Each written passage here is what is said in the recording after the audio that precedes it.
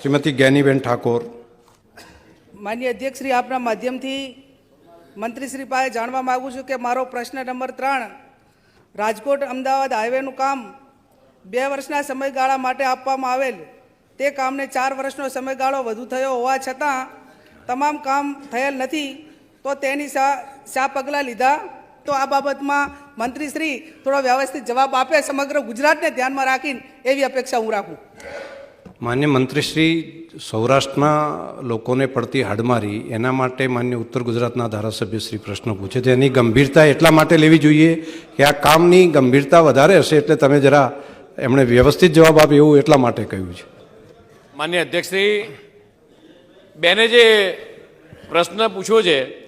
વર્ષ 2001માં બગોદરા, અમદાવાદથી બગોદરા, બગોદરા રાજકોટ સુધીનો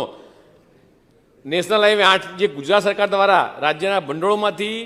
આ 4 માર્ગીય કરવામાં નિર્ણય લીધો, ત્યારબાદ ટ્રાફિકનું ભારણ જે રીતે ગુજરાતનું ડેવલપમેન્ટ થતું ગયું, વાઇબ્રન્ટના કારણે વાઇબ્રન્સી જે આવી ગુજરાતની અંદર, દેશના યશસ્વી વડાપ્રધાન માન્ય મોદી સાહેબે જે રીતે ગુજરાતનો વિકાસ કર્યો અને જે રીતે ઇન્ડસ્ટ્રીયલ ગ્રોથ વધ્યો, એ મુજબ અમારે એને 6 માર્ગીય કરવાની જરૂર પડી અને લગભગ અમદાવાદ બામણબોરથી રાજકોટ સેક્શન 6 માર્ગીય કામની 10/6/2016થી ₹2620 કરોડની વહીવટી મંજૂરી આપવામાં આવી હતી। અને વિલંબ થવાનું કારણ આખી દુનિયાની અંદર જ્યારે 2019માં જે કોરોનાનો ભરડો થયો, એ માત્ર ગુજરાતને અસર થઈ જવું નહીં માન્ય અધ્યક્ષશ્રી, આપણે બધાએ આ સદીઓના ઇતિહાસમાં ન જોયું હોય એટલો મોટો કોરોનાનો કાળ આપણે બધાએ નજીકથી જોયો છે અને કદાચ